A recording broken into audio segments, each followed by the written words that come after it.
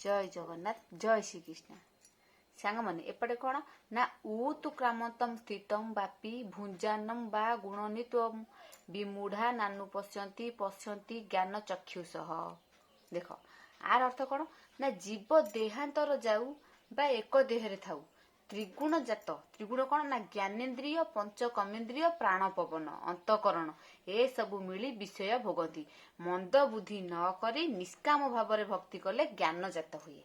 भगवान कौन कहले ना मंद बुद्धि तेमे न करी निष्काम भाव तेमे कर्म करिवो सेटा कले कौन ना तुम ज्ञान जात हब।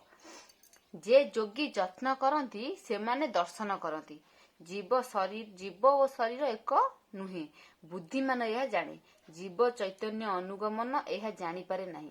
सूर्य चंद्र अग्नि और नेत्र जे तेज देखा जाए से सब मोहरी तेज अटे। भगवान कौन कहले देख माने आखिरे आम जहाँ देखुचे से भगवान माने सबू तो भगवान सबुथिरे तो भगवान अच्छा। देख भगवान कहले 346 पृष्ठा सूर्य चंद्र अग्नि और नेत्र रे जे तेज देखा जाए से सब मोहर तेज अटे।